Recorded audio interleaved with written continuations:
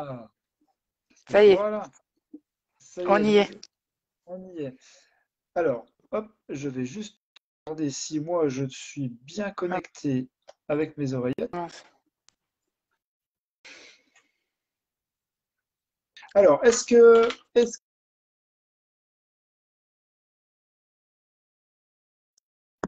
Incroyable. oui, Marina, est-ce que c'est bon pour vous? C'est difficile? Là, je viens de passer en données mobiles, donc normalement, ça devrait le faire. Normalement, ça y est, ça bug plus. Ça ne veut plus. Donc Normalement, vous c'est bon. là, c'est bon. Donc vous me voyez bien et vous m'entendez bien. Nous sommes bien d'accord. Ouais. Très bien. Bon. Eh bien, ben, merci à Marina d'être parmi nous ce soir pour échanger un petit peu, faire un petit peu du coaching en direct, hein. C'est toujours pour moi super intéressant de donner un peu de temps ben, aux porteurs de projets pour les aider du mieux possible, en espérant bien évidemment que ça puisse profiter également aux autres porteurs de projets, parce que là, on va aborder alors pas mal de points importants, je pense, et à partir de là, eh bien, on va échanger avec les membres pour lesquels moi, de mon côté, je pense que vous également, vous pouvez voir les commentaires. Donc, à partir du moment où Ouais. il va y avoir des questions, eh bien, on va essayer de répondre ensemble, tout simplement, aux questions et de faire une sorte de coaching interactif avec les autres membres sans je l'espère, sans trop couper, puisque il faut que ça reste quand même du coaching, hein. On va parler un peu voilà, de plein de choses. Alors Marina, je vous laisse un petit peu la parole pour que vous puissiez tout simplement vous présenter un peu aux autres membres qui sont avec nous. Alors, moi, je me présente, je m'appelle Marina, j'ai 27 ans. Et donc, du coup, depuis 2013. Et là, je suis en fin de part de VAE pour devenir éducatrice de jeunes enfants. Donc, en fait, dans l'idée, ça serait de créer ma structure pour être à la fois et gérante et référente technique. Sachant que en cherchant sur différents groupes, etc., j'ai constaté que c'était vraiment un avantage parce que accessoirement, ça peut faire économiser un salaire et qui n'est pas des moindres puisque c'est la référente éducatrice ou puère ou infirmière. Et donc, du coup, bah, ça serait bien que j'arrive à valider la VAE le mois prochain. Donc, voilà. Donc, en parallèle, je fais donc la VAE et c'est une idée que j'ai, je crois, même au début de formation d'auxiliaire, que je me suis dit, oui, auxiliaire, c'est très enrichissant, c'est très valorisant, mais moi, c'est pas ce qui me correspond à mon caractère, à mon tempérament. Et puis voilà, je suis, euh, je suis du style déterminé et à savoir ce que je veux. Donc voilà, j'ai toujours gardé en tête que je voulais diriger ma structure. Et donc du coup, j'ai fait en sorte un petit peu aussi, dans mon expérience, courte soit-elle, hein, mais de toujours essayer d'engranger des connaissances pour voilà, avoir cette notion de gestion, comment marchent les contrats, etc. Tout en essayant de garder une fonction plutôt dans l'éducatif, parce que moi, c'est ce qui me correspond le mieux. Donc, d'où la validation des acquis aussi. Et puis voilà.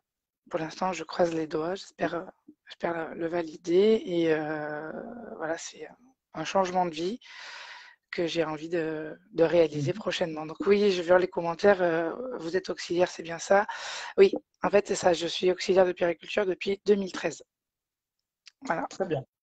Alors, pour préciser Donc là, également, auxiliaire de puriculture depuis le 2013, pardon, oui, ouais, parce que j'ai ça pas compris. saccade un petit peu de votre côté. Je dis ça saccade un petit peu de votre Ouais. côté. Ouais. Donc, en fait, je vous disais, donc vous êtes auxiliaire depuis 2013, c'est bien ça, validation d'acquis, des acquis pour devenir éducatrice de jeunes enfants. Mais en termes d'expérience professionnelle, est-ce que vous travaillez en microcrèche, en crèche? Parce que c'est pas Ben, évident. en fait, En fait, j'ai eu un poste tout de suite. En fait, le mois d'après mon diplôme, j'ai eu un premier poste. Et là, c'était un peu l'inédit parce qu'en fait, je suis arrivée tout de suite sur un poste d'auxiliaire adjointe parce que j'étais la seule auxiliaire vu que les deux autres étaient soit en congé parental, soit en congé maternité. Donc, je voulais, en fait, un mois après mon diplôme, je suis arrivée enfin, adjointe et j'ai dû gérer des choses que je pense, même à l'heure actuelle, dans ma structure, j'aurais pas à gérer si je l'avais pas géré en premier lieu. Et donc j'ai travaillé en associatif, dans le Gard, j'ai travaillé dans le Haut-Rhin. Mhm. Je suis revenue dans le sud. J'ai fait Marseille,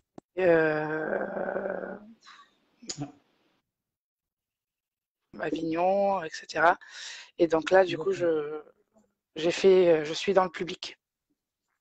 D'accord. Donc nous sommes d'accord que vous êtes, dans la majorité des cas, vous avez occupé des postes dans des crèches, hein. Ah oui, j'ai fait que les crèches d'ailleurs. D'accord, ouais, parce que là, donc là, voilà. On est d'accord, donc on a votre parcours, on sait où vous voulez aller, puisque votre but, si vous êtes là ce soir avec moi et avec les membres, c'est tout simplement pour parler de votre projet de création de micro-crèche, futur établissement dans lequel vous souhaiteriez exercer et, comme vous l'avez si bien dit, avec la permission de la PMI, occuper un poste de référente technique, mais cumulé à celui d'être positionné également auprès des enfants. Donc pour économiser dans un premier temps, comme vous l'avez si bien dit, eh bien, de l'argent au niveau de la charge de la masse salariale, puisque vous allez occuper plusieurs postes, et en plus de cela, eh bien, pouvoir mettre en application toute votre vision et tout ce que vous avez pu apprendre afin de mettre ça en application et de retrouver une structure dans laquelle vous mettez tout ce que vous avez envie de mettre en place. Et à partir de là, effectivement, créer son entreprise, devenir son patron, comme on le dit si souvent. C'est facile à dire, mais malheureusement, c'est relativement difficile à faire, mais la volonté fait que au bout d'un moment, on arrive quand même à passer, à sauter le pas et tout simplement, hein, j'en suis la preuve, hein, de réussir à créer ses propres structures. Donc aujourd'hui, Marina, pour préciser également un peu à tous les membres qui sont là, que je remercie d'ailleurs, hein, d'être parmi nous, voilà, tout simplement, hein, voilà, vous pourrez leur préciser aussi. Je vous ai demandé un petit listing de questions que vous souhaiteriez aborder. Bonsoir Micro GD. Donc à partir de là, dites un peu aux membres, si ça ne vous dérange pas, Marina, qu'est-ce que vous souhaiteriez en gros aborder un petit peu comme point ce soir? Voilà. Alors comme je vous le précisais ce matin, c'est que je suis en début de projet, j'ai pas mal de questions, surtout d'ordre financier et en premier lieu en fait de statut. C'est-à-dire que je ne souhaite pas être en associatif pour des raisons personnelles. euh, j'aimerais essayer de créer donc une entreprise associée unique, mais il faut que je prenne rendez-vous avec la CCI parce que, enfin, d'après ce que j'ai compris, à salarié unique et assimilé salarié, c'est pas trop compatible. Donc il faut que je voie avec ma mère qui est comptable et la CCI, voir quel est et le réseau initiative aussi, quel est le statut le plus intéressant pour moi et le plus voilà, le judicieux. Parce que voilà, il ne faut pas que je me mette non plus des bâtons dans les roues en termes de fiscalité. Donc voilà, et des questions aussi au niveau des démarches. C'est-à-dire que là, j'ai contacté la PMI qui m'a renvoyé tout un dossier, notamment avec les emplacements dans mon département des structures. Et donc du coup, là, j'ai contacté la communauté de communes là où je souhaiterais m'implanter et le service petite enfance. Mais du coup, pour l'instant, je ne suis que, entre guillemets, que là. Donc, D'accord. Alors, on va reprendre, Marina. Premièrement, vous souhaiteriez parler un petit peu de tout ce qui touche au statut. Donc ça, c'est ça. on va régler. Mais en fait, vous avez donné, hein, la réponse dans ce que vous venez de dire, tout simplement. Vous nous avez dit, j'en profite pour passer le bonsoir à Gassen qui vient nous rejoindre. Vous nous avez dit tout simplement dans ce que vous avez abordé, je vais me renseigner à la Chambre des commerces, je vais me renseigner auprès de ma mère qui est comptable pour pas faire d'erreur. Eh bien, vous avez donné tout simple. Et vous nous avez dit également, vous souhaitez créer tout seul et en non associatif, donc en privé. Donc là, vous avez répondu toute seule à votre question. Je n'arrête pas de le dire et de le répéter. Nous ne sommes pas experts comptables, nous ne sommes pas avocats, nous ne sommes pas spécialistes dans le secteur.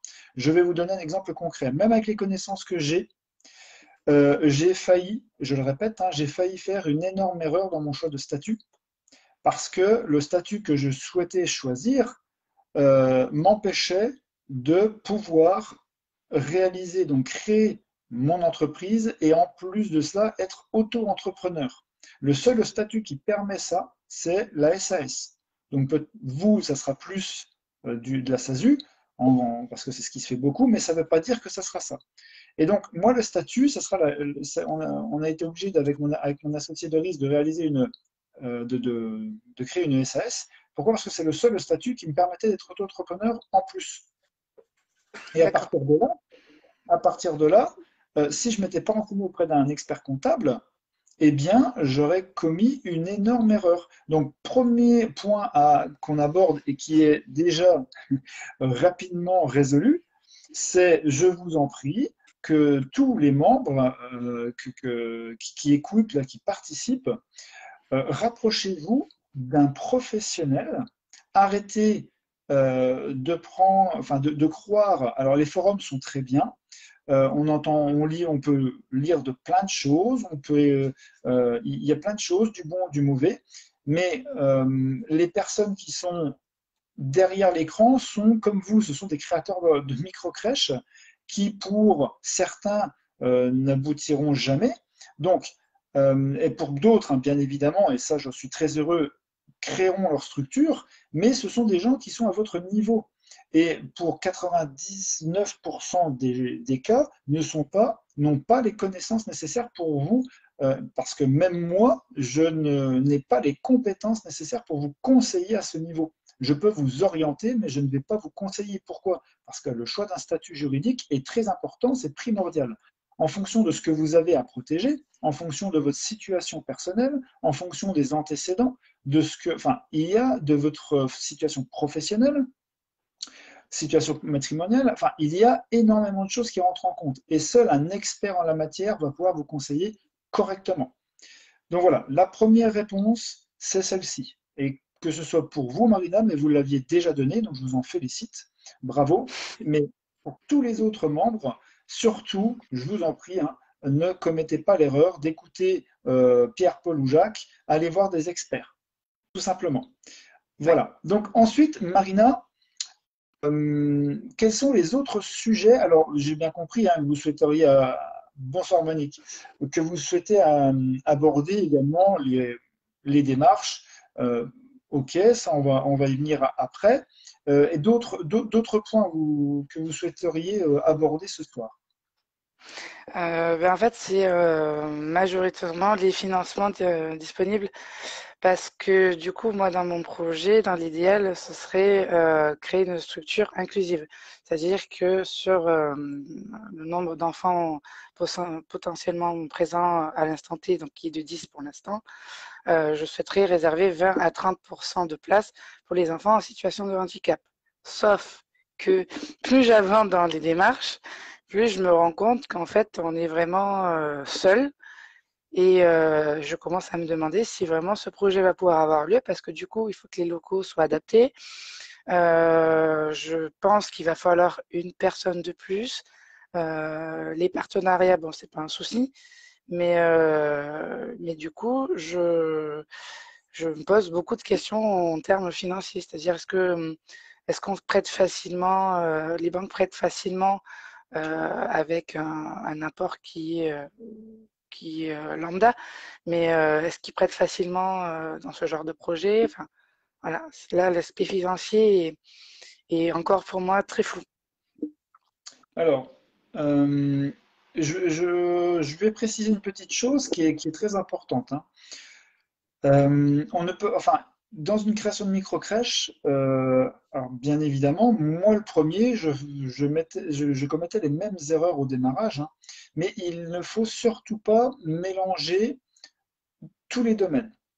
Il y a le domaine du financement que vous allez devoir créer de vous-même, dans un premier temps, l'apport personnel, d'accord? Ça, c'est déjà fait. Suite à voilà, donc si c'est déjà fait, c'est très bien, je vous en félicite. Suite à cela, cet apport personnel va vous déclencher certains leviers, et vous en avez parlé, hein, vous avez parlé de France Initiative, enfin voilà, rapidement. Donc vous allez pouvoir déclencher des prêts d'honneur pour ensuite déclencher le prêt bancaire et atteindre vos objectifs. Ça, c'est une chose. Ensuite, le projet de base, votre projet de base. Est-ce que c'est, et c'est là où c'est très important de se poser la question d'avoir un visuel. Est-ce que c'est de créer une micro-crèche pour pratiquer la base de la micro-crèche qui est de la garde d'enfants? Vous voyez, parce que c'est là où les partenaires vont être complètement différents. Et la vision que vous avez de votre projet va être complètement différente. Est-ce que vous souhaitez vraiment être à la base de la micro-crèche, donc se concentrer en priorité sur 10 places pour de la garde d'enfants, ou est-ce que vous êtes plus dans l'optique, parce que dans votre façon de parler, j'ai vraiment l'impression que ça vous tient à cœur, et c'est très très bien, c'est formidable, mais j'ai l'impression que cette envie de créer une micro-crèche inclusive, comme vous le dites si bien, ben, prend un peu plus le pas en disant, mais moi j'ai envie de m'occuper en fait de personnes, d'enfants porteurs de handicap en priorité, et le côté garde d'enfants viendra en gros un petit peu ensuite. Vous voyez ce que je veux Bah, dire? l'un ne va pas sans l'autre, en fait. C'est des enfants qui peuvent être accueillis en EAJE classique, en fait. C'est juste que moi, dans mes contrats, dans mes taux, Mhm. ils auront une priorité, en fait. Voilà. Donc à partir de là, nous sommes d'accord, c'est très bien. Donc moi, alors après avec l'expérience que j'ai, hein, les dizaines de porteurs de projets que j'ai pu accompagner en France et outre-mer, moi, je vous conseillerais tout simplement, dans un premier temps, c'est de créer votre structure, d'accord? De vous concentrer sur une création de Oui, micro-crèche avec, dans un premier temps, la possibilité d'accueillir un enfant porteur de handicap. Que cet enfant, d'accord. alors, en fonction du handicap, c'est vous qui verrez ce qui est possible de faire et ce qui n'est pas possible de faire financièrement parlant. Parce que, et c'est là en fait, et vous avez entièrement raison, où le bas blesse chez nous. C'est-à-dire que des fois, on a envie d'accueillir des enfants qui sont vraiment, enfin, qui sont porteurs d'handicap, mais on va dire qui vont demander beaucoup plus de moyens à mettre en œuvre et de personnel. Malheureusement, en termes d'accompagnement financier, eh bien, il n'y a pas grand-chose de notre côté. Donc, il va falloir que vous réussissiez à trouver le juste milieu entre le, les moyens que vous avez en termes matériels et humains, les moyens financiers que vous avez et la hauteur du handicap que l'enfant a en fonction de l'accompagnement que vous pourrez lui proposer avec, bien évidemment, la mise en place avec les médecins, avec la famille, enfin, tout comme ça doit être fait hein, normalement. Ça, je ne vais pas vous l'apprendre. Mais vous voyez, en fait, je pense que il est beaucoup plus simple de commencer avec un objectif de la prise en charge d'un enfant porteur de handicap et bien calculer, entre guillemets, ce qui est possible de faire en fonction du handicap. Et une fois que vous avez géré une première présence, à moyen terme ou à long terme, et bien là, vous aurez toutes les données pour développer ensuite eh bien, cette vision que vous avez de 20-30%, donc 2 ou 3 places. D'accord, Vous voyez d'accord. ce que je veux dire? C'est Oui, vraiment important parce qu'il ne faut pas oublier une chose importante également, c'est que vous n'avez encore Bonsoir Virginie. C'est que vous n'avez encore jamais géré, déjà jamais créé d'entreprise, il me semble, ou voilà, Non, dites-moi si je me trompe. Voilà.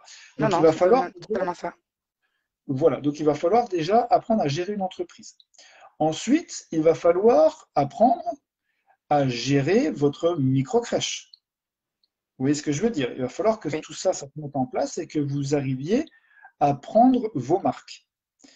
Donc, si vous commencez à tout cumuler, à vous mettre voilà, plusieurs difficultés sur la route pour lancer votre micro-crèche, ça va pas être évident. Il faut vraiment y aller petit à petit. Une fois qu'elle est ouverte, vous prenez le temps d'apprendre à devenir une bonne gérante. Ensuite, vous accueillez le premier enfant porteur de handicap avec votre équipe. Vous prenez toutes les décisions qui s'imposent. Vous regardez au niveau financier ce qui vous est possible de faire parce que là, ce ne sera plus du virtuel. Ça sera véritablement quelque chose que vous allez mettre en place. Là, ce sera le moment de le mettre en place. Et une fois que vous aurez, je ne vais pas dire l'habitude, mais que tout sera calculé, que tout sera posé, et que vous aurez cette fois-ci l'habitude de la gestion, de l'équipe, eh bien, vous pourrez mettre en place d'autres schémas d'accueil, d'autres plans d'accord. d'accueil. Voilà, ça c'est véritablement le plus grand conseil que je puisse vous donner, c'est d'y aller petit à petit. Comme d'autres porteurs de projets qui me contactent et me demandent, ils ont une idée précise, c'est celle d'ouvrir en 24 sur 24, 7 jours sur 7. Tout de suite, dès l'ouverture. Eh bien, je leur ai dit, c'est une très bonne idée. Dans certains secteurs, ça marcherait à fond, c'est une très bonne idée. Mais par contre, dans la mise en œuvre, il ne faut pas mettre la charrue avant les bœufs. C'est-à-dire qu'on va commencer à ouvrir une micro-crèche normale, on va ensuite, limite, ouvrir sur une amplitude horaire relativement large. Et si effectivement ça fonctionne bien, et bien là, une fois que tout est ouvert sur le terrain, avec les familles, on fera une étude complémentaire précise pour savoir si le 24-24 peut être intéressant. Et je pense que ce n'est pas le même domaine, mais c'est un peu le même cas de figure que vous. Il faut vraiment y aller petit à Oui, je petit. vois. Voilà, ça c'est le plus grand conseil. Donc il y a MicroGT qui nous dit pensez à la formation et information de l'équipe. Alors, bien évidemment, je Oui. pense micro-aider, et Marina, enfin, n'hésitez pas à me contredire, hein, mais je pense que vous aviez déjà pensé à cette Oui, oui, idée oui. Oui, de je sais recruter. il faut que l'équipe soit déjà formée. Et je sais que dans les charges mensuelles, il y a une cotisation pour la formation continue. Donc, oui, quoi qu'il arrive, c'est une notion que, de toute façon, je ne me serais pas sentie légitime si derrière, j'avais pas un minimum formé mon équipe, ne serait-ce qu'à l'outil, enfin, au spectre autistique ou à la trisomie, etc. Enfin, voilà, c'est comme si je disais je vais ouvrir une micro-crèche bio et je me renseigne pas un minimum, quoi. Enfin, voilà, c'est bien entendu, c'était dans l'optique de création en fait en amont. Alors, après, il y a aussi le fait de vous faire accompagner également par, il y a beaucoup d'associations, il y a voilà, il y a beaucoup de choses qui se font aujourd'hui enfin, voilà, vous avez certainement une idée relativement précise de ce que vous souhaitez mettre en place voilà, pour on va dire, des handicaps précis, je pense que tout ça, vous l'avez déjà pensé. Oui, c'est ça. Majoritairement, et en termes de logistique, ce serait des enfants en situation de handicap au niveau cognitif et intellectuel. Moteur, là, ça commence à devenir un peu plus compliqué. Et pas que je me sente pas capable ou pas les épaules, c'est pas ça. C'est que je pense que c'est plus adapté en structure spécialisée. Et c'est pour ça qu'elles sont là d'ailleurs. D'accord. Voilà. Donc voilà, c'est très bien, c'est très bien visualisé, c'est pensé et je vous en félicite. Ça se sent que votre projet quand même est mûrement réfléchi, donc bravo, hein, c'est très bien, hein. Après, on va continuer, hein, si vous me le permettez, sur les aides, parce que je pense que ça peut être très intéressant. Donc effectivement, hein, dans ce milieu de la microcrèche, il y a des aides, hein, que tout le monde connaît, que ce soit de la CAF, que ce soit éventuellement de la région, du conseil départemental. Il faut voir également à penser à la MSA, parce que beaucoup Oui, l'oublient. C'est vrai qu'il n'y a pas beaucoup, ça se fait plus beaucoup, la MSA donne plus beaucoup d'argent, mais ça se fait quand même. Et après, il faut penser également à tout ce qui est aide européenne. Voilà, il y a toutes ces choses-là pour lesquelles il faut vraiment faire des démarches, taper à toutes les portes. Et là, une fois de plus, même si moi aujourd'hui je les connais, ces démarches, je me ferai toujours accompagner d'un expert comptable pour les réaliser du mieux possible et ne rien oublier. Ça, c'est très important. D'accord? oui, Il y a une multitude de petites, alors soit de grosses aides ou de petites aides, mais à partir de là, il va falloir savoir où taper. Donc là, j'ai pris un petit panel, hein. Après, bien évidemment, il y a des organismes dédiés au secteur du handicap qui vont pouvoir éventuellement vous aider d'une manière ou d'une autre, que ce soit en termes matériels ou financiers. Voilà, là, il va vraiment falloir se rapprocher des associations enfin, ou des groupes hein, qui s'occupent du handicap que vous êtes fixé hein, en priorité.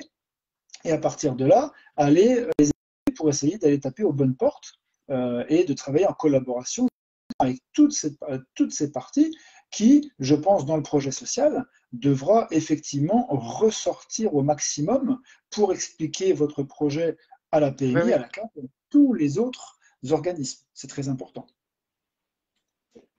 c'est ça. Oui, oui. Voilà. Donc ensuite, qu'est-ce que vous souhaiteriez aborder d'autre, Marina? Euh, mais là, du coup, actuellement, donc j'ai contacté la référente création d'entreprise de la communauté de communes et la service petite enfance.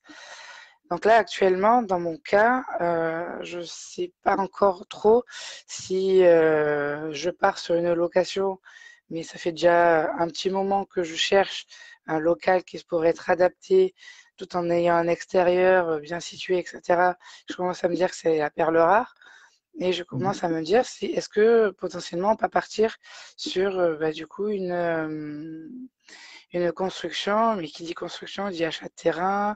euh, voilà, c'est pas les mêmes coûts. Et moi, ce qui me fait pas un peu peur, mais ce que je redoute un peu, c'est que bah, du coup, c'est un coût beaucoup plus important, voire doublé. Et j'ai peur que les banques suivent pas. Donc ça, c'est un peu ma crainte en fait. D'accord. Alors, je vous coupe juste 30 secondes parce qu'il y a MicroGD Pitch qui nous dit effectivement, hein, bah, la CAF a mis des aides en place hein, voilà, depuis le nouveau plan, 1300 euros, c'est un bonus plafonné pour l'accueil voilà, par la CAF, hein, pour l'accueil D'accord. de inclusion handicap. Donc effectivement, tout ça, c'est des choses de toute manière que... Alors merci pour cette information, hein, MicroGD. Ouais, franchement, merci, c'est vraiment top. Voilà, c'est des choses sur lesquelles il va falloir creuser. Hein. Quand je vous ai donné des lignes directrices pour aller taper aux portes, bien évidemment, hein, la priorité pour nous, de toute manière, sera de faire le maximum de démarches déjà auprès de la CAF, hein, comme le dit MicroGT. Hein. Effectivement, il y a tellement de choses qui sont mises en place aujourd'hui par la CAF, qui ont tellement de besoins mais tous les autres aussi. Hein. Donc c'est pour ça qu'il faut taper vraiment à toutes les portes. Mhm. Voilà. Après, d'après ce que j'ai compris, la CAF de mon département ne finance pas spécialement l'investissement, et c'est un peu mon problème. C'est mis à part si je suis en zone prioritaire, et l'endroit, je suis pas sûre qu'elle le soit. Mais après, avec ce bonus inclusion handicap, peut-être que je pourrais avoir quand même une petite partie. Donc ça me rassure un peu.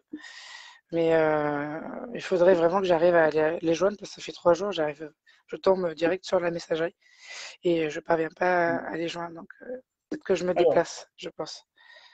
deux solutions. Deux solutions pour ça. Alors, voilà, pour les membres, hein, c'est pareil, notez hein, ou retenez. Si vous n'arrivez pas à joindre la CAF, Éventuellement, vous avez réussi à joindre la PMI, qui est généralement beaucoup plus facile à joindre que la CAF. Il faut savoir qu'ils sont en interconnexion. Dans 90% des départements, ils travaillent ensemble et ils se connaissent très bien. Alors, je ne sais pas si cette démarche vous l'avez faite, Marina, mais généralement, moi, ce que je conseille, c'est de téléphoner au conseiller PMI avec qui vous avez certainement dû échanger, et que ce conseiller PMI vous donne soit l'adresse mail directe ou le lien, excusez-moi, le numéro direct, une ligne directe d'un conseiller CAF territorialement compétent. Ça, c'est après, il faut bien le retenir aussi. Il faut que la personne qu'on vous donne le contact, en fonction du lieu d'implantation de votre future structure, il faut que cette personne soit territorialement compétente. Si ce n'est pas le cas, ben, redemandez un autre numéro pour vraiment tomber sur la personne qui sera en mesure de répondre à vos questions sur le territoire choisi. Et si vraiment tout cela, ça ne Ouais, en fonctionne fait, pas, eh bien là, c'est ça. En fait, quand j'ai contacté en fait la PMI en premier parce que je savais que c'était eux qui délivraient les agréments quelque part c'était un peu les premiers à convaincre aussi. Du coup, j'ai déjà eu un échange téléphonique avec eux et de là, elle m'avait justement transmis le plan d'implantation des structures dans le Vaucluse, etc. Et elle m'a donné effectivement le contact d'une personne par mail.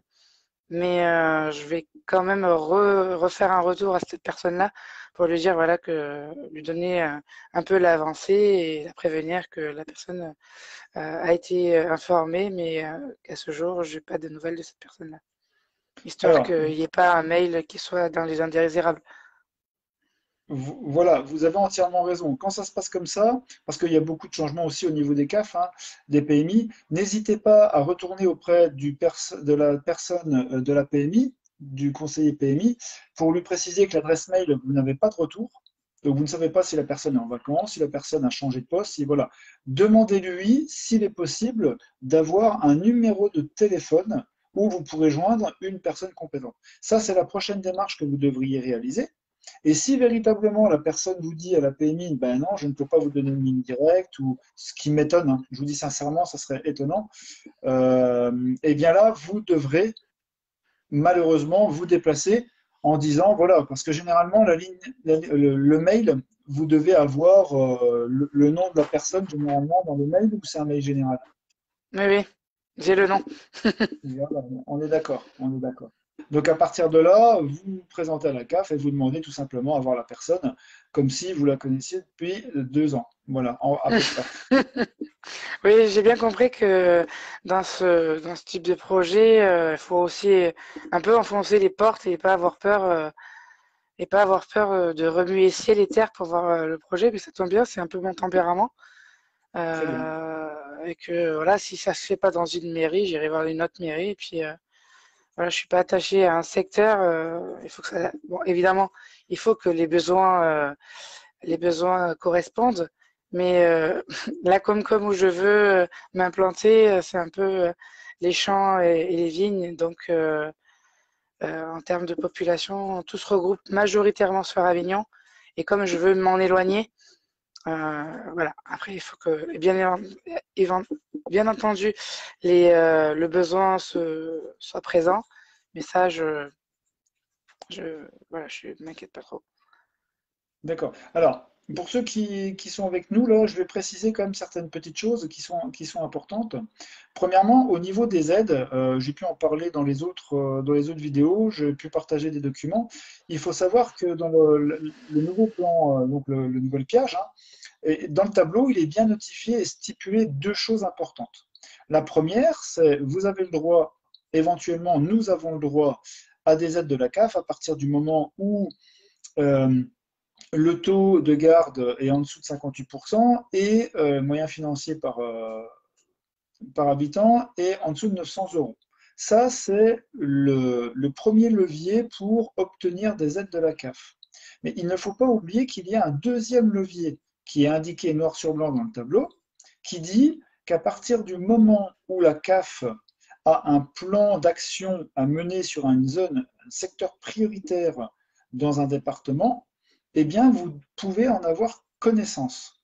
Et à partir du moment où vous répondez, entre guillemets, un peu au marché, eh bien, euh, quelque part, c'est quelque chose de positif où vous vous assurez d'avoir les aides de la CAF. Alors, bien évidemment, généralement, on tape sur du milieu rural, parce que c'est généralement dans ces coins-là où il y a le moins de micro-crèches. Mais quelque part, quand vous m'avez dit ça, vous souhaitez vous éloigner d'Avignon, n'hésitez pas à poser cette question pour vous extrêmement pertinente à mon sens, de dire, voilà, lorsque vous aurez réussi à échanger avec le conseiller CAF, de lui dire bah, effectivement, peut-être qu'il y a un plan d'action mené par la CAF qui est soit en train d'être mis en place ou déjà mis en place avec des zones prioritaires, des secteurs prioritaires. Ça ne sera peut-être pas ceux que vous visualisez maintenant, mais ça peut éventuellement vous apporter d'autres ouvertures. Et ça, peu de porteurs de Mm. projets pensent à faire cette simple demande qui peut ouvrir énormément de portes. Hein. Voilà. Alors, je ne dis pas que ça se met en place partout, Ouais. mais c'est mis en place, c'est marqué noir sur blanc, et je peux vous assurer que dans certains départements, les CAF sont preneurs. Voilà, c'est vraiment intéressant de poser la question. Mais bah, j'y veillerai du coup à poser la question quand je réussirai à avoir la personne concernée. Voilà, voilà. Ah, Alors, il y a une micro-GD, question. peut-on faire la demande de ces aides pendant ou juste à l'ouverture de notre micro? Alors, toutes les aides, ça c'est très important. Tout ce qui touche les aides de la CAF doivent être, entre guillemets, mises en place, on va dire, ou validées. Mais bon, il faut passer en commission, etc. Mais le plus tôt possible. Pourquoi? Parce que, alors, deux choses différentes. Il faut savoir effectivement que lorsqu'on crée une micro-crèche, on va essayer de créer la micro-crèche sans prendre en considération d'éventuelles aides de la CAF. C'est impératif. On essaie, on se dit, si ça tourne sans les aides de la CAF, eh bien, ça sera que du bonus. Il ne faut, à mon sens, mais ça ne tient qu'à moi, il ne faut jamais créer une micro-crèche en se fixant, en se disant, voilà, je crée la micro-crèche, mais je vais prendre les aides de la CAF à telle hauteur, et là, oh là, c'est magnifique, tout fonctionne bien, tout. Non. Il faut toujours voir un prévisionnel au pire. Comme ça, lorsque celui-ci fonctionne avec le pire des cas, eh bien, lorsque vous arrivez et qu'on vous dit effectivement les aides de la CAF, ben voilà, c'est signé, vous avez le droit à tant d'aides, eh bien là, c'est formidable parce que vous avez un surplus financier qui arrive, qui vous permet de lancer très correctement votre micro-crèche, sans que ça soit prévu dans le prévisionnel de la base. Et en plus de ça, ça vous met un peu, on va dire, de souffle pour penser directement à l'ouverture prochaine d'une autre structure, puisque là, vous avez réussi à mettre en place tout simplement, je ne vais pas dire une abondance, mais un petit peu de cash qui fera que vous pourrez ouvrir les prochaines structures plus facilement. Donc il est véritablement important de faire ces demandes, bien évidemment, mais de prévoir une création de micro-crèches sans les prendre au début en considération. Et si celles-ci viennent, par la suite, eh bien, ce ne sera que du bonus. Par contre, bien évidemment, là, et je rejoins ce que vous me disiez tout à l'heure, Marina, ce n'est pas du tout le même cas lorsqu'on se lance dans une création de micro-crèche, une construction. Puisque là, la construction d'une micro-crèche ne sera viable qu'à partir du moment Mm. qu'on ait ces aides-là, sinon ça ne sera pas viable. Oui, parce que je regardais, rien que le terrain, il y en a pour 115 000 euros pour 700 mètres carrés. Si je rajoute bah, du coup l'architecte, le coût de la construction, la main-d'œuvre, le matériel, le personnel, enfin, je pense qu'on part sur un crédit à 400 000. Et parce que dans le sud, c'est souvent enfin, c'est généralement plus cher, même en zone rurale. Et là, bah, du coup, si j'ai pas Alors, les aides, ça, voilà, ça m'inquiète quoi. je vais vous donner Enfin, ça m'inquiète pas, je vais vous mais donner ouais. Je vais vous donner un petit conseil aussi lorsque Alors, moi, c'est ce que je fais, hein. Voilà, ça, c'est vraiment un conseil en or, puisque c'est ce que j'ai fait et c'est ce que je ferai de toute façon pour les autres structures. Il faut essayer, comme je vous disais, donc il y a la PMI, il y a la CAF qui va jouer en votre faveur, qui va vous donner certainement, ils vont vous donner des secteurs.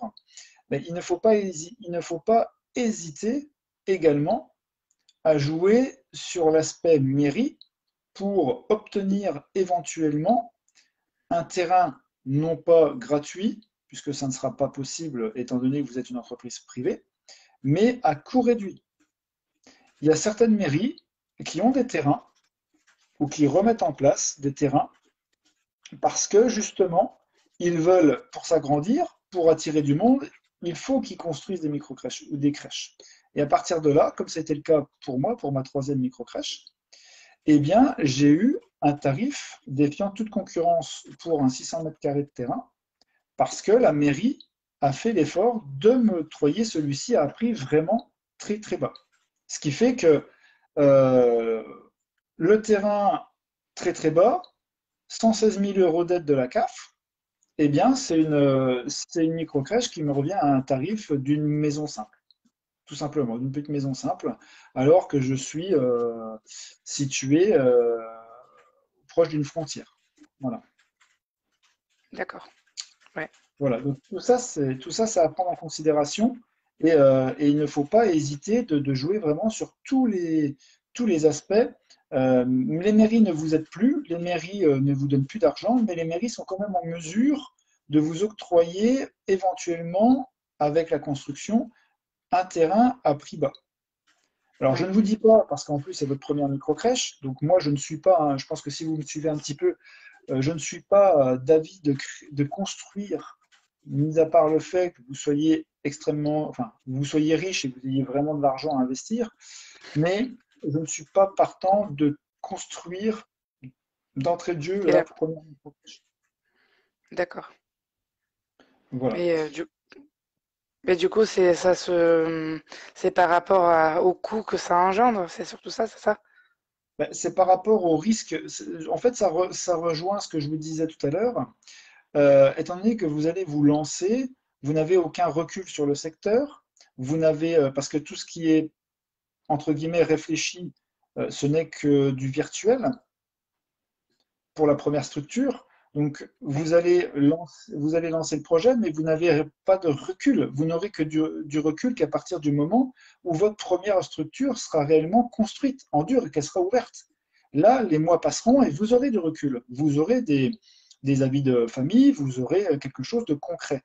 Et à partir de là, effectivement, si vous arrivez à avoir par la suite une liste d'attente, voilà, tout cumulé, mais là, c'est du concret. Là, vous pouvez vous dire, effectivement, si j'ai un petit moyen de demander quelque chose à la mairie, ben là, je peux peut-être éventuellement, maintenant que je sais gérer une structure, que mon équipe tourne, ah ben, je vais peut-être me lancer effectivement dans une construction. Parce que tout est là. Tout est là et tout est avéré. Par contre, si vous créez tout de suite et que vous construisez tout de suite, tout ce que vous aurez beau me dire ce que vous voudrez, hein, mais pour l'instant, tout n'est que virtuel. Oui. Vous voyez ce que je veux dire? Je ne sais pas si Oui. je m'exprime correctement, mais Moi, je vois, oui. voilà, mais c'est quand même un gros risque de miser sur du virtuel, même si c'est très positif, ça ne reste que du virtuel. Et en plus de ça, une fois que vous avez créé votre micro-crèche, en termes de risque, si vous faites de la location, ben, vous vous engagez sur 3, 6, 9, généralement, local commercial, donc vous avancez sur 3 ans de loyer.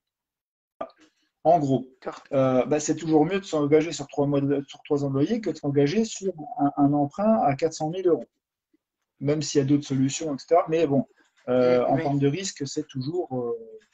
Voilà. Donc, ça, c'est mon avis. Donc, maintenant, il y a. Alors, tac, tac, tac, je reprends. Micro GD, j'essaie de répondre. Excusez-moi, Marina, j'essaie de prendre en même temps un peu les messages. Si on fait une SCI pour construire, puis EURL pour microcrèche. Alors effectivement, hein, le meilleur montage financier micro-GD, c'est effectivement de créer deux sociétés. Une société, alors EURL, SAS, SASU, comme vous le souhaitez, qui sera on va dire, la mise en place de la microcrèche, la société de microcrèche, et une SCI, Société civile immobilière, qui sera la société créatrice, constructrice du local et qui louera le local à la société microcrèche. Ça, c'est le meilleur montage financier possible. Et la deuxième question, on peut demander des aides pour une EIRL. Alors, le statut ne change rien. Le statut juridique ne change pas au niveau des aides. Il faut que ce soit une entreprise privée. Et à partir du moment où c'est une entreprise privée, vous pouvez demander des aides à la CAF. Bien évidemment, si c'est une association, ben, il y aura d'autres aides, mais ce n'est pas du tout le même mode de fonctionnement. Et à partir de là, on s'engage dans d'autres démarches. Mais pour l'entreprise privée, que vous soyez en EIRL, en SASU, en SARL, enfin comme vous voulez, il y a de toute manière des aides. Si elles sont possibles, vous pouvez prétendre aux aides. Après, moi, j'avais une Voilà. question. Associatif veut dire forcément avec la PSU, ou on peut aussi associatif fonctionner en piège, Alors, ou ça n'a rien à l'associatif, voir. non, ouais, voilà. L'associatif, en fait, vous serez forcé de. L'associatif, c'est quoi? Vous n'avez pas le droit de faire de bénéfices. Donc, pas le droit de faire de bénéfices. Vous n'avez, ce n'est, voilà, c'est pas pour gagner de l'argent. À partir de là, en associatif, vous allez avoir des aides. Voilà, que ce soit de la mairie, des aides de l'État, de la CAF, mais vous allez devoir trouver un partenaire obligatoirement. C'est-à-dire que ce soit la mairie, soit des entreprises, mais vous allez devoir, en fait, en termes d'association, lorsqu'on ouvre une association, ça veut dire que vous allez devoir vivre avec des subventions. En gros, c'est ça, d'accord? Si vous avez des subventions, eh bien, vous allez devoir trouver quelqu'un, soit la mairie, soit des entreprises, qui vous donne de l'argent pour que vous continuiez à survivre, à vivre, à fonctionner. Maintenant, le format associatif, eh bien, étant donné que c'est de l'associatif, on va tourner au format PSU. Parce que ça irait contre l'idée d'ouvrir une association et de se dire je vais ouvrir et je vais fonctionner au format page pour gagner de l'argent. Vous voyez ce que je veux dire? C'est Oui, pas c'est à contre-courant. d'accord. D'accord? Donc, l'associatif, eh bien, on tourne au format PSU pour accueillir le maximum d'enfants, des fois même dans des secteurs très défavorisés. À partir de là, eh bien, tout est mis en place pour accueillir le maximum d'enfants. Cette fois-ci, priorité aux enfants défavorisés, effectivement, et aux familles ayant peu de moyens. D'accord. Ok. Donc voilà. Ensuite, Marina, qu'est-ce que vous souhaitiez aborder comme autre sujet? Là, tout de suite, il me semble qu'on a fait le tour. Peut-être que les personnes qui nous suivent auront peut-être des questions. Voilà, Euh, justement, j'allais y venir. Donc, si vous n'avez plus rien pour l'instant, bon, déjà, j'espère que j'ai pu répondre à vos premières oui, interrogations, Marie. oui.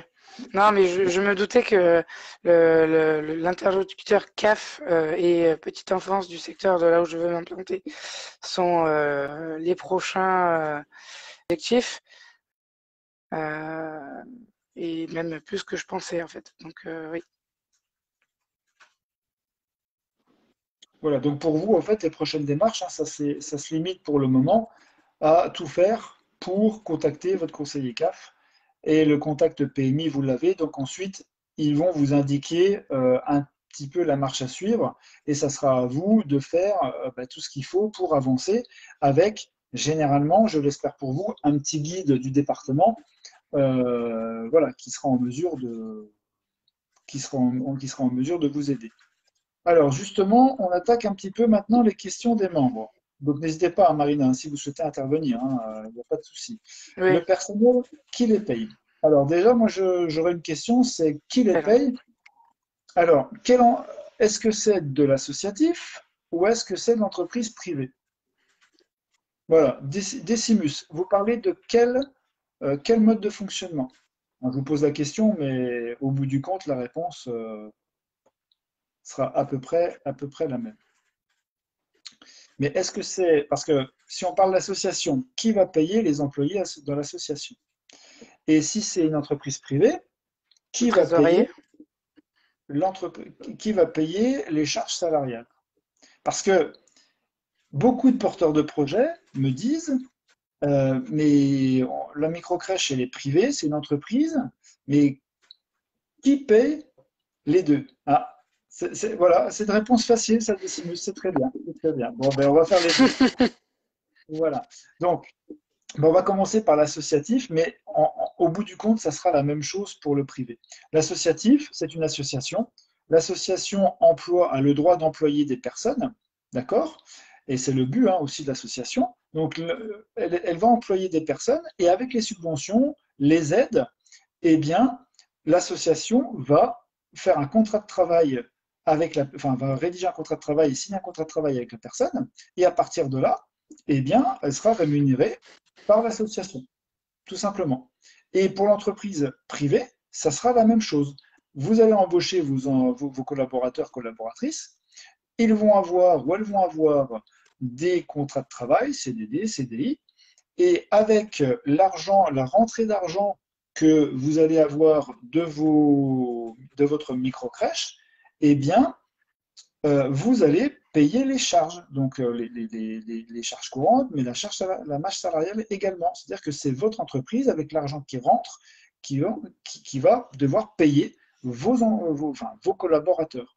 Et donc, voilà, tout simplement, c'est vraiment l'argent qui rentre de la part des familles, des contrats familles, vous permet tout simplement de payer toutes vos charges, que ce soit les charges courantes, que ce soit les charges salariales, vos collaborateurs. Voilà, c'est tout simplement de cette manière.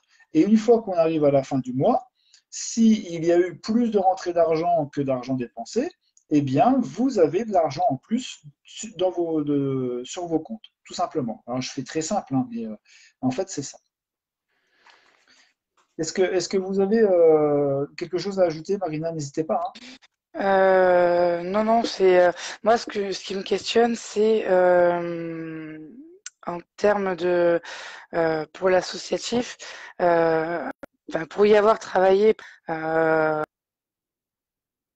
est-ce est-ce qu'il faut vraiment une convention collective pour fonctionner en associatif ou le code du travail suffit? Parce que je sais que le privé, c'est le code du travail qui régit qui régit les contrats, etc., enfin, le fonctionnement en termes du personnel. L'associatif, je sais ou on doit, là c'est ma question, est-ce qu'on peut ou on doit avoir une convention collective? Alors,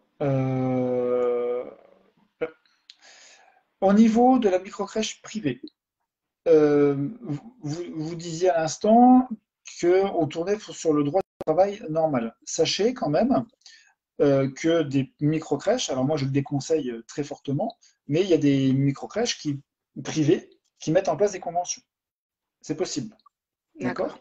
Par contre, maintenant, pour le milieu associatif, pour lequel je ne suis pas expert malheureusement, je pense qu'il doit y avoir des conventions parce que ça va avec le milieu associatif, mais de là à pouvoir vous dire que c'est une obligation, là, D'accord. ça dépasse mes compétences parce que je ne suis pas du tout spécialisé dans l'associatif, dans le microcrédit D'accord. associatif. Ok.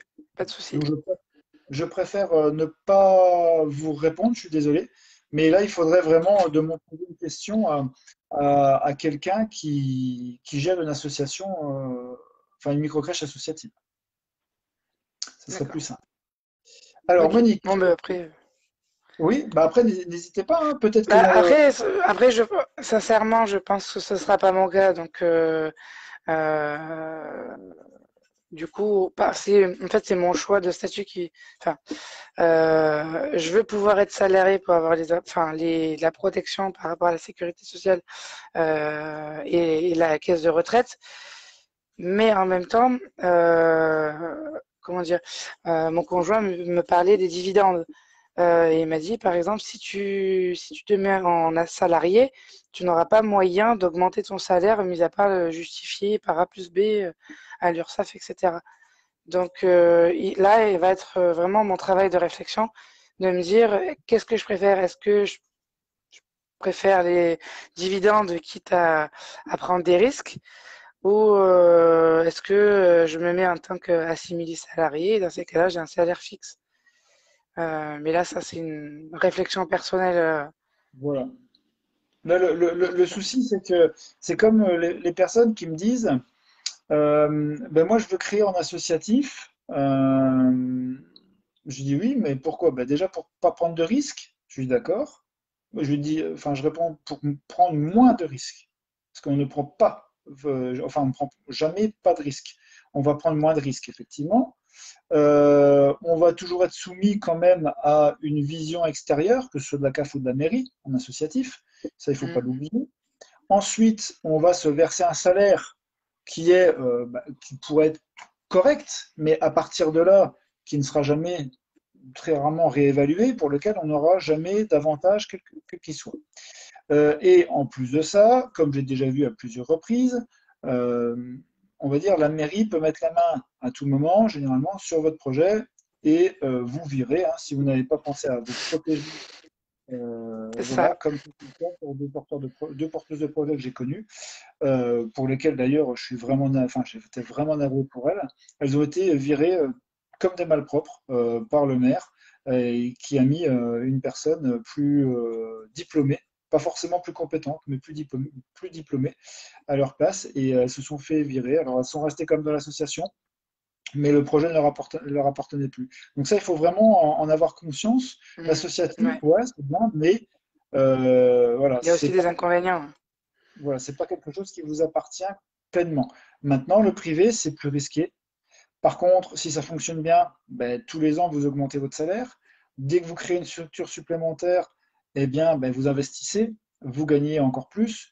Et puis voilà, plus vous allez développer et plus vous allez pouvoir prétendre à plein d'autres choses, bien évidemment. Mm. Ah, il y a plein de questions du coup. Alors voilà, Faut-il obligatoirement contacter le service petite enfance, le responsable petite enfance de la ville avec un dossier de présentation? Si oui, qu'est-ce qu'il compose? Je vais parler, enfin, si vous me permettez, je vais parler dans mon cas. Euh, En fait, c'est quand j'ai contacté la personne de la communauté de communes là où je souhaitais m'implanter, qui m'a dit voilà, la compétence de la communauté de communes sur le secteur territorial, c'est pas la mairie qui ont la compétence, c'est la communauté de communes. Et elles, quand elles accompagnent les porteurs de projets là-dedans, elles fonctionnent toutes les deux en binôme. C'est-à-dire que l'une ne va pas sans l'autre et en même temps, j'ai envie de dire, c'est un peu logique parce qu'on va pas demander, on va pas vouloir s'implanter sans connaître les besoins. Autant la personne va vous dire, bah, écoutez, dans la ville d'à côté, les besoins sont plus appropriés. Euh, Dirigez-vous vers cette ville-là. Voilà. Donc, je, obligatoirement, non, mais je pense que c'est quand même très, très fortement recommandé. Je ne sais pas ce que vous en pensez. alors je vais même aller un peu plus loin. On va dire tout est pour moi obligatoire. Voilà, moi, je vais faire simple, hein. Tout est pour moi obligatoire. Vous devez impérativement contacter conseiller PMI, impérativement contacter conseiller CAF, impérativement contacter le responsable petite enfance de la commune que vous souhaitez, où vous souhaitez vous implanter, donc que ce soit le maire ou le responsable petite enfance ou le maire avec le responsable petite enfance. Et en plus de ça, vous devez, si ça touche une communauté de communes, un territoire plus large, avec plusieurs communes, vous devez contacter la commune qui gère la communauté de communes, à savoir, et ça, il y a enfin, pas beaucoup de porteurs de projets le savent, mais je me permets moi de préciser, à savoir que les communautés de communes ont le pouvoir soit de déléguer à chaque commune la partie petite enfance, le secteur petite enfance, mais la communauté de communes a le droit également de sélectionner une commune qui gère pour toute la communauté de communes, pardon, qui gère le secteur petite enfance. Donc c'est à vous de savoir si dans la commune, alors s'il y a une communauté de communes, vous souhaitez créer, mais s'il y a une communauté de communes, vous devez impérativement obtenir ces informations, parce que vous n'allez pas traiter de la même manière si la commune que vous avez sélectionnée a le pouvoir petite enfance ou si c'est la communauté de communes qui a ce pouvoir petite enfance. Ça, c'est important. Et pour finaliser mon laïus, tout simplement, lorsque vous allez vous présenter devant n'importe quel interlocuteur, eh bien, la moindre des choses, c'est de présenter quand même à ces personnes-là, qui vont prendre le temps de vous écouter, de vous accompagner en quelque sorte, eh bien, d'arriver avec un dossier de présentation euh, correct, comme je peux l'expliquer sur mon site, hein, sur la page Facebook, sur les vidéos YouTube. Voilà, qu'est-ce que doit comporter le dossier de présentation. Il y a même un lien qui vous permet d'acheter à 27 euros, je crois, mon dossier de présentation que j'utilise moi-même pour me présenter aux différents interlocuteurs. Donc voilà, si vous avez des questions là-dessus, mais s'il vous plaît, euh, préparez un dossier de présentation par respect vis-à-vis des personnes que vous rencontrez. C'est quand Puis même ça donne un peu de légitimité et un peu, comment dire, en face, la personne vous dit, ben voilà, elle a quand même fait un minimum les choses bien, elle s'est intéressée, elle a envie de convaincre et ça paraît tout de suite pas plus professionnel, mais avec avec de certaines compétences, notamment au niveau du traitement de texte. Avec là. bien sûr. Alors après, ça va pouvoir aussi, vous allez pouvoir marquer des points. Parce qu'il y a beaucoup de personnes vont arriver, vont vouloir créer.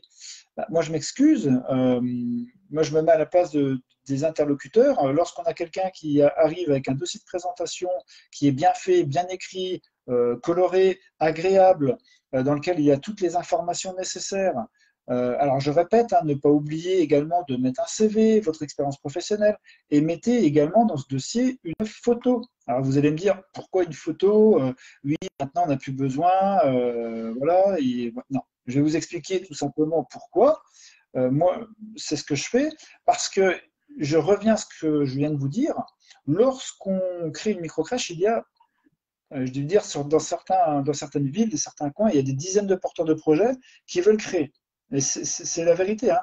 Eh bien, dans votre projet de création, si vous faites déjà bonne impression et lorsqu'on vous reçoit, il y a tellement de porteurs de projets qu'après, si vous ne mettez pas une photo sur votre dossier de présentation, eh bien les gens qui vous ont reçu ne mettent plus de visage sur votre nom et peuvent peut-être, entre guillemets, vous oublier ou Reste à côté.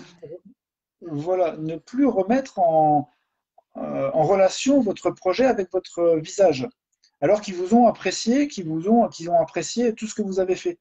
Et à partir de là, c'est extrêmement important que la personne puisse vous retrouver ou remettre un nom sur un visage. C'est à mon sens très important. Donc ce n'est pas pour d'autres raisons, hein, mais voilà, pour moi, c'est vraiment celle-ci. C'est bon pour vous, Marina? Oui. Alors, Oui. la prochaine Alors, question, c'est combien faut-il de personnel pour une amplitude horaire de 7 heures à 19 heures, s'il vous plaît? alors, Marina, vous êtes dans la peau d'une gérante de microcrèche. Comment ça se passe de votre côté? Il faut, alors, dans un premier temps, il faut que vous soyez, enfin, moi, c'est mon avantage, c'est que je suis professionnelle à la petite enfance, et qui plus est, espérons le futur EJE, gardez en tête le taux d'encadrement. Et avec ça, enfin, j'irai même plus loin, c'est-à-dire que la réforme de Monsieur Taquet est en cours de validation aux grandes dames de tous nos professionnels. Les décrets vont changer, les lois vont changer, le taux d'encadrement va changer, le nombre de mètres carrés par enfant vont changer, notamment dans les zones très denses. N'hésitez pas à vous informer sur le site lesprodelaPetiteEnfance.fr qui est un site mais tellement riche. C'est une mine d'or et encore, je pèse mes mots. Voilà, il faut, quoi qu'il arrive, penser au taux d'encadrement. Donc actuellement, il est une pour 8 qui marche et une pour 5 qui ne marche pas. Cependant, le gestionnaire peut faire le choix de choisir dans la réforme soit une pour 5 et une pour 8, soit une pour 6 sur l'ensemble du groupe. Donc ça, c'est un choix à déterminer au moment de l'ouverture de la structure. Et il faudra justement caler les contrats des enfants ou les horaires des professionnels en fonction du choix. Et malheureusement, on ne peut pas changer. Donc, bien choisir le fonctionnement. Et ben voilà, c'est ce qui compte. Il faut compter du coup le temps de nettoyage, la préparation du repas, si le repas sont préparés sur la structure. C'est vraiment des notions qu'il faut avoir en tête. Et là, je vais passer le relais pour avoir un peu un nombre exact en tête parce que je sais que nous, on est 4 pour 20. Donc, je dirais Alors, 3 euh, sûrs. Mais alors, je vais rajouter des choses. Alors, le taux, tout ça, vous avez cité, hein, ça va arriver, bien évidemment. Merci d'avoir fait des références au Pro de la petite enfance. Ça, c'est un très bon site. Par contre, le fonctionnement en microcrèche et en crèche, en termes de l'encadrement, n'est pas pareil, n'est pas le même. d'accord. Aujourd'hui, et je pense que ça, je croise les doigts, que ça ne sera pas amené à changer. Nous, en fait, ce qui se passe, pour vous donner un rapide aperçu, c'est que jusqu'à 3 enfants, un seul personnel, une seule personne peut être présente. À partir du 5e enfant qui arrive dans la structure, il faut impérativement avoir 2 personnels. Donc en gros, la logique voudrait qu'avec 2 personnels, pour 10 enfants, ça soit suffisant. Voilà, en gros c'est ça.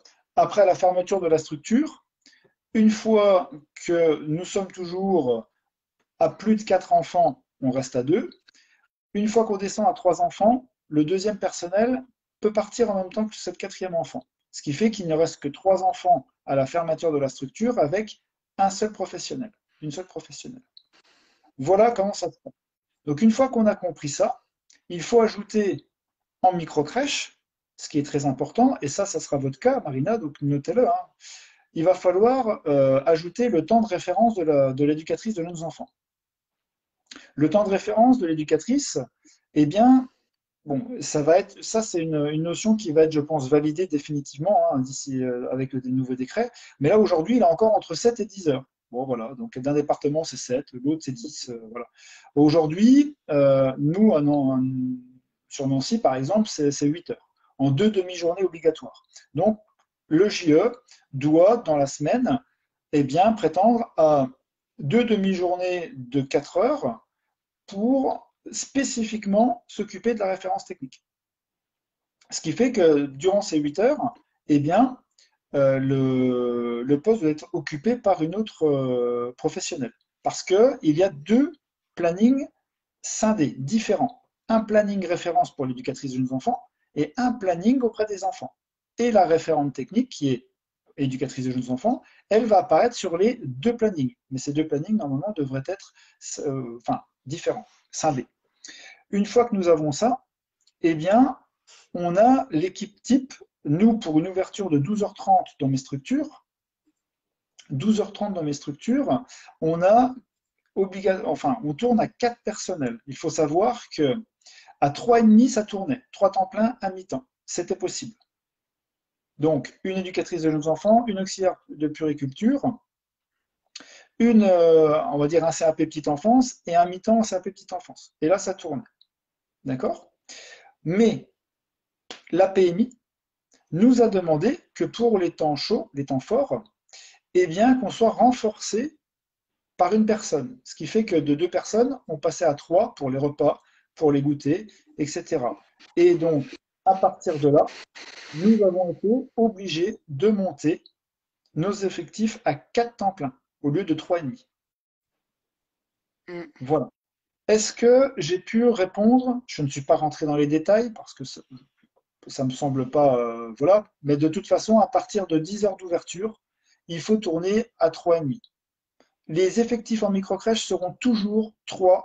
Enfin, je n'ai jamais vu d'autres hein, pour aujourd'hui, si on reste dans les règles. Hein. Ça sera 3 minimum, 3,5 ou 4. Voilà. Ok. Alors, je peux même préciser quand même que pour moi, la pyramide idéale, c'est une éducatrice de jeunes enfants, avec, même si il est vrai que ça n'existe pas en microcrèche, mais quand même une continuité de référence que j'estime, moi, en termes de protection juridique nécessaire, pour le gérant, une auxiliaire de puériculture. Si l'éducatrice de jeunes enfants n'est pas là, eh bien, c'est l'auxiliaire de puériculture qui prendra quand même la main. Et ensuite, de sa petite enfance, BEP, voilà, j'en passe et des meilleurs. D'accord? Ça, pour moi, c'est l'effectif. Alors, c'est bon, tout, on a répondu. Ensuite, Decimus Alex.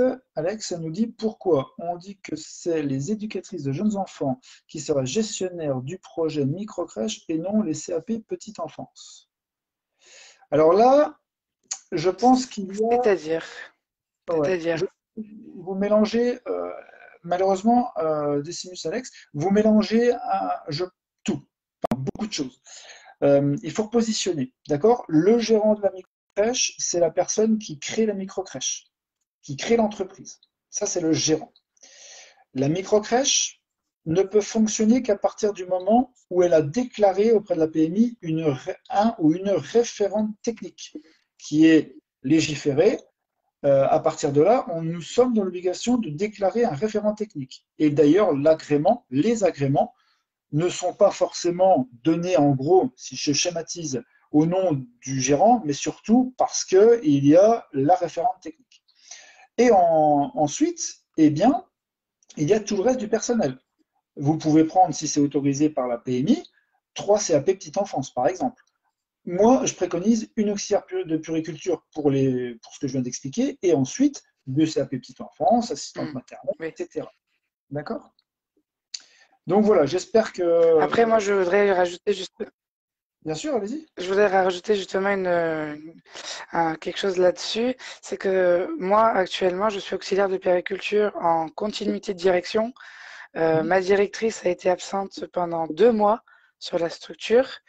Je ne peux qu'encourager cette démarche parce que du coup, ça permet que l'auxiliaire ait déjà, si elle le souhaite, plus tard des compétences et d'être, entre guillemets, que le JE soit un peu soulagé que quand elle n'est pas sur la structure, qui est un peu une continuité dans les actions et auprès des enfants, du coup.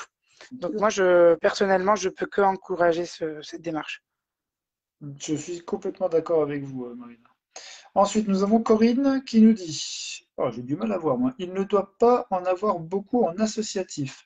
Effectivement, des crèches, alors, étant donné qu'il y a de moins en moins d'argent, il y a effectivement de moins en moins de micro-crèches associatives. Tout à fait. Virginie, alors en SASU, on ne peut pas se verser un peu de notre dividende à la fin de l'année. Alors, vous pouvez, alors il y a deux solutions, enfin il y a plusieurs solutions, mais normalement vous pouvez en fin d'année, si les résultats sont positifs, vous verser quelque chose en fin d'année, effectivement, Virginie. Mais tout ça, j'évite de rentrer trop dans les détails sur des vidéos comme celle-ci parce que ça peut vite prendre des proportions et on peut vite changer de direction et ne rester que sur les statuts. Alors qu'au bout du compte, il ne faut pas qu'on reste sur les statuts parce que c'est un travail d'expert. D'accord? Et c'est pour ça que je ne dévie pas, que je ne rentre pas trop dans les détails pour vous pousser intentionnellement, hein, je le dis haut et fort, hein, voilà, je le dis haut et fort. Je ne veux pas vous expliquer ou vous donner plus d'informations parce que je dois vous pousser à aller voir un expert pour que lui vous explique et vous guide dans ce choix. Voilà. Puis comme, puis comme vous l'avez dit, hein, ça dépend vraiment de l'expérience personnelle, professionnelle, du choix. Enfin, ça dépend vraiment tellement de choses que chaque cas est différent et seul un expert peut nous donner les clés pour que ce soit plus précis. Tout à fait.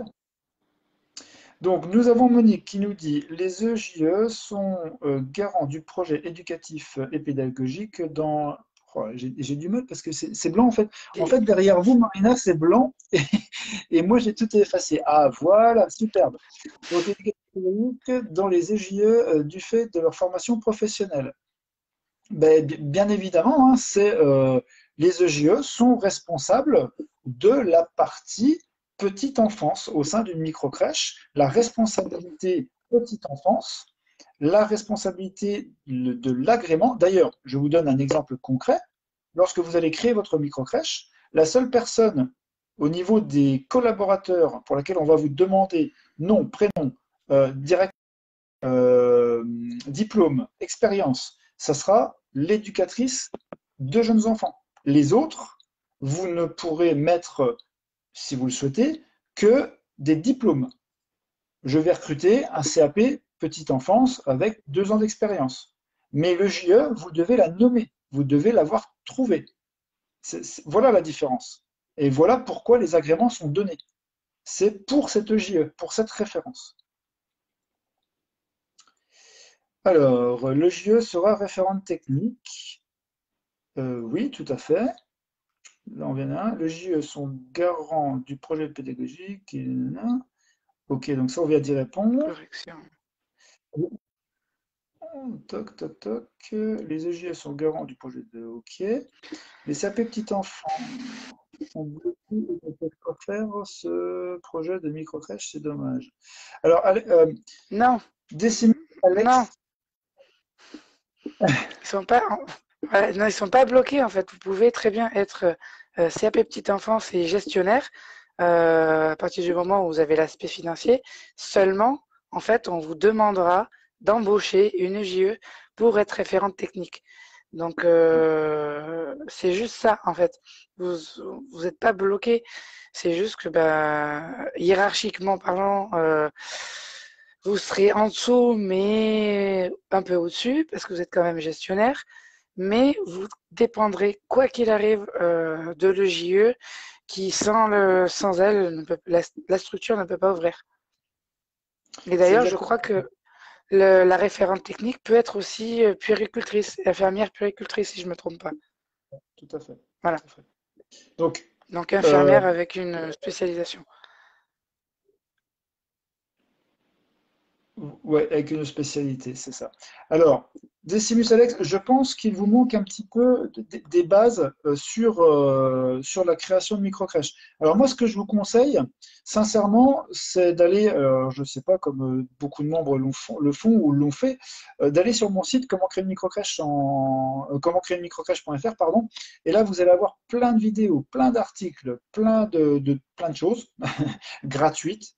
Et à partir de là, je vous explique tout sur les bases de la création, qui peut, les rôles de chacun. Donc n'hésitez pas, si ça vous intéresse, allez prendre toutes les informations et ça me fera, moi, grand plaisir que ça puisse profiter à des gens comme vous motivés qui sont encore là à 21h23 avec nous. Donc bravo. Alors Monique, si les pros CAP peuvent créer, ah ben voilà, ben Monique avait répondu, je suis désolé parce que je les prends petit à petit, hein. Donc en fait, ok, Monique a répondu, merci pour cette réponse. Virginie nous dit, où peut-on avoir les informations de la nouvelle réforme? Alors pour l'instant, que euh, pour l'instant, ce n'est que des prévisions. Donc alors c'est pareil. Alors ça m'énerve un peu. Je le cache pas parce que je lis, hein, sur des forums, hein, quand j'ai 2 minutes. Alors ça y est, hein, tout le monde a déjà pris en compte, tous les changements, tout. Alors qu'on n'est même pas sûr que ça soit validé, hein. Il n'y a rien de validé encore, hein, mais tout le monde a déjà tout fait.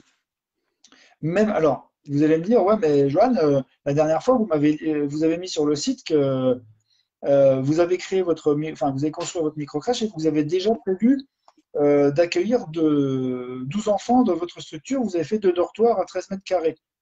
Alors à ça, je réponds oui, mais ça ne vient pas de moi. C'est parce que la PMI me l'a demandé.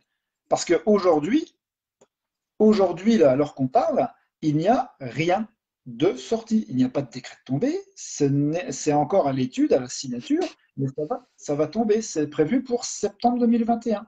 Effectivement, mais toujours à 10 enfants, on est toujours à 11 mètres, 11 mètres par enfant pour les chambres. Voilà, on est d'accord.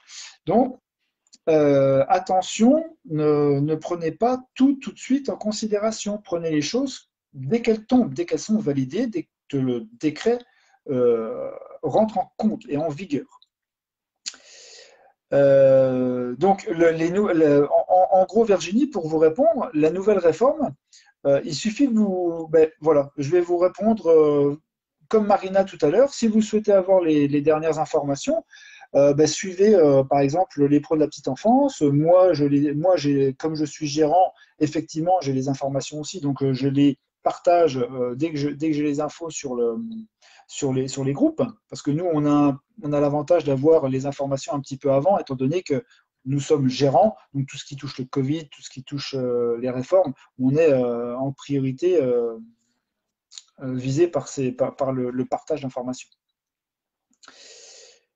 Donc, Estelle a répondu à Virginie. Combien il faut compter de personnel pour une amplitude? Bon, ben ça c'est bon. Estelle, j'ai ouvert ma microcrèche en novembre 2020. Nous sommes 5 pour 10 à 11 enfants. Ah, alors 5, ça me paraît. Bah, tant mieux, quelque part, je vous dis tant mieux. Tant mieux pour vous, tant mieux pour le planning. Par contre, là où je me pose la question, c'est en termes de masse salariale. Là, si c'est 5 à temps plein, ça me paraît beaucoup, Estelle. Après, Après, tant mieux. elle parlait que les amplitudes horaires, c'était 7h, 19h. Ou là où les structures de crèche, c'est logiquement 7h30, 18h30. Donc il y a peut-être 1 heure de plus sur la journée qui fait que suivant le nombre de pauses que les employés ont, fait que elle préfère prendre 5 personnes plutôt que Alors, 4. ouais, mais le problème, alors après, si Estelle vous tournez à 5, je suis entièrement d'accord, tant mieux pour vous, hein, c'est très bien. Mais après, le souci, c'est que c'est le prévisionnel, c'est le 4 temps plein et un. Ok. Bah, après, si ça tourne comme ça, tant mieux. Maintenant, effectivement, en microcrèche privée, la problématique, c'est la rentabilité, la viabilité sur le long terme. Donc, après, il faut voir ce qui est possible. Si votre structure tourne très bien, que vous êtes sans arrêt, on va dire, au taquet, et que ça vous permet de tourner avec 4 temps et demi, ben, c'est formidable, tant mieux. Mais je peux vous assurer que c'est très très loin d'être la majorité de tourner à 4,5 pour une micro-crèche. Voilà. Mais tant mieux, tant mieux. Bravo. Ensuite, Monique. Ok, pourquoi? Ok, donc là, c'est des réponses, c'est des réponses. En revanche, j'ai une infirmière puéricultrice en RT et une JE sur le terrain. Ah, bah dis donc, c'est bien tapé. Ça en fait du salaire.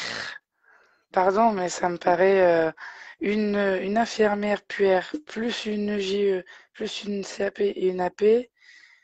Une CAP en apprenti MP, enfin, en termes de salaire, rien que pour le JE et l'infirmière, ça me pose question, en fait. Ça me Ouais, ça, paraît. ça me paraît beaucoup, ça me ferait beaucoup également. Infirmière puère, EJE, un CAP Après, et en plus une AP, hein. Ouais, bon, après, l'infirmière puère en RT, elle est peut-être là que 10 heures par semaine, ouais. mais quand même. Bah non, puisqu'il y a 4 temps plein, ou alors elle Ah est là ouais, dans donc une non, semaine. attends. Bon, enfin, c'est pas grave. Oui. On va pas discuter là-dessus. Je pense que ben, moi, je vous félicite, Estelle. Si ça tourne comme ça, bravo. C'est très bien. Bon, Il faut continuer, hein, voilà, ouais. voilà, bravo. Si ça tourne comme ça, tant mieux. Ensuite, Monique, je suis EJE. Est-ce que je peux être gestionnaire et référente technique de ma structure, sachant que je souhaite garder mon emploi salarié actuel? Alors, Monique, si vous souhaitez garder votre emploi, comment voulez-vous là, je ne comprends pas la question.